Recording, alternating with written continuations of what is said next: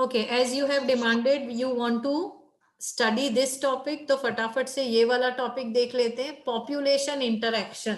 देखो हमने लेवल्स पढ़े थे, फिर से पढ़ो। Organism, population, community, biomes. अब एक पॉपुलेशन दूसरे पॉपुलेशन के साथ इंटरैक्ट करती है ना। यहाँ पे सोलो फ्लाइट नहीं चलती है, यहाँ पे मिलजुल के काम होता है। तो there is a lot of population interaction going on in the ecosystem. अब ये इंटरैक्शन को हम बहुत सिस्टमैटिकली डिवाइड करेंगे in how many categories, 6 categories. इसका सीधा सीधा मतलब क्या है, देखो बहुत अच्छे से इसको प्रेजेंट किया हुआ है। प्लस का मतलब है दोनों एक दूसरे को हेल्प कर रहे हैं। If both the species are benefiting each other, तो उसको क्या बोलेंगे, म्यूचुअलिज्म बोलेंगे। इसके बेसिस पे बहुत सारे एमसीक्यूज भी आएंगे, 2 मार्क्स क्वेश्चन भी आएंगे। तो पहले तो ये याद रख लो कि किसको फायदा हो रहा है, किसको नुकसान हो रहा है। अगर दोनों को नुकसान हो रहा है, both the species are losing, they are not helping each other but maybe they are harming each other, या तो both are losing, purposely harm नहीं कर रहे हैं but both are losing, then it is known as competition. एक का फायदा हो रहा है, दूसरे का नुकसान हो रहा है, तो predation, one is benefited other is harmed. एक का फायदा हो रहा है, दूसरे का नुकसान हो रहा है, ऐसा 2 केसेस में हो सकता है। एक है प्रिडेशन और दूसरा है पैरासाइटिज्म। प्रिडेशन का मतलब है जो प्रिडेटर है और एक प्रे है, तो ये इसका खाना है। जैसे लायन है, उसने डियर को खा लिया, तो डियर का तो बेचारे का नुकसान ही हो रहा है, जान गई उसकी। इसको खाना मिल रहा है तो इसका फायदा हो गया, तो दिस इज प्रिडेशन। पैरासाइटिज्म में क्या हो रहा है, same thing, one is benefited other is harmed. जैसे कि पैरासाइट का एग्जांपल ले लो, क्या एग्जांपल लोगे, टोटल पैरासाइट का एग्जांपल ले लो, कस्क्यूटा, अमर बेल। तो वो बेल जिस भी ट्री पे चढ़ रही है, इतना ज्यादा न्यूट्रिशन वो ट्री में से ले लिया कि हो सकता है वो ट्री बाद में मर भी जाए। तो इसको तो न्यूट्रिशन मिल गया, मुफ्त में खाना मिल रहा है, तो इसका कस्क्यूटा का तो फायदा हो रहा है। तो कस्क्यूटा क्या है, कस्क्यूटा पैरासाइट है। लेकिन जिस भी प्लांट पे वो उग रहा है, लेट अस समझो मैंगो ट्री पे उगा, मैंगो ट्री होस्ट है, तो होस्ट को कुछ फायदा तो हो नहीं रहा है, नुकसान हो रहा है। वो इतनी मेहनत से फोटोसिंथेसिस कर रहा है, स्टार्च प्रोड्यूस कर रहा है, लेकिन सारी चीजें सक कौन कर ले रहा है, कस्क्यूटा कर ले रहा है। तो दैट इज पैरासाइटिज्म। तो one benefited and other harmed, उसके 2 एग्जाम्पल हैं, प्रेडेशन भी है, पैरासाइटिज्म भी है।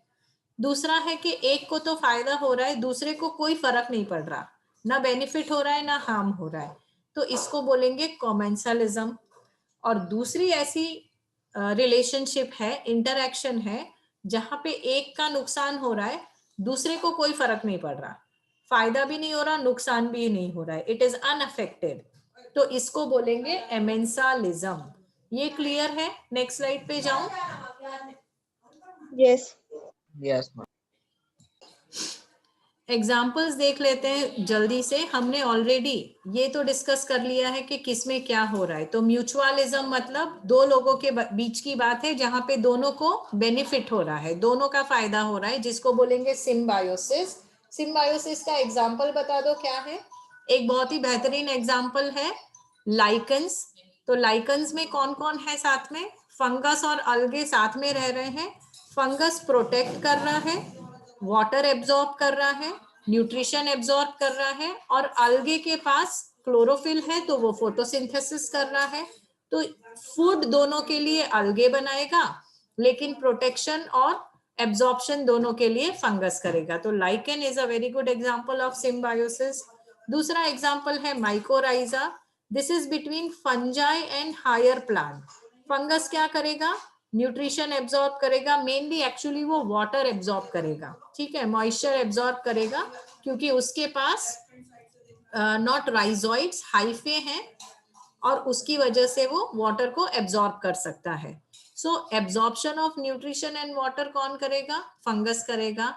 फोटोसिंथेसिस कौन करेगा, प्लांट करेगा। इसमें I think the example is mycorrhiza. Fungus कहाँ होता है, साइकस में मैंडेटरी होता है शायद, साइकस स्पाइनस में, I am not sure, I will check and tell you. So that is about mutualism. दूसरा क्या है, अरे बाबा कैमरा नहीं चाहिए। ओके, दूसरा क्या है? नेक्स्ट इज, अच्छा यहाँ पे देखो डायग्राम भी दिखा दिया है आपको, mutual relationship between fig tree and wasp. अंजीर होता है ना, वैसा होता है फिग। तो फिग फ्लावर जो है it is pollinated bye wasp. तो इसका क्या फायदा हुआ? फिग के फ्लावर का क्या फायदा हुआ? उसका पॉलिनेशन हो गया। और वास्प, वास्प मतलब एंट जैसा कुछ होता है, उसका क्या फायदा हुआ? उसको अंडे रखने की जगह मिल गई। So it is laying eggs in the, it is laying eggs in the fig flower. तो इसको बोलेंगे म्यूचुअलिज्म, दोनों का फायदा हो गया। ठीक है, तो आगे से जब अंजीर खाओगे देख के खाना, अंदर कीड़े नहीं होने चाहिए, क्योंकि वो हैग में से एग्स में से जब वो हैच होके आएगा वास्प, तो देख लेना कि उसमें वास्प ना हो। समझ में आ गया ये? आगे चलो। यस। पॉलिनेशन आपको पता ही है क्या होता है। इंसेक्ट्स क्यों पॉलिनेट करते हैं फ्लावर्स को? क्योंकि उसको उसमें से नेक्टर मिलता है, न्यूट्रिशन मिलता है। और फ्लावर का क्या फायदा हो गया? फ्लावर का फायदा ये हो गया कि उसका स्टेमन कहीं और जा रहा है, पॉलन ग्रेन्स कहीं और जा रहे हैं, तो उसका pollination will be followed by fertilisation.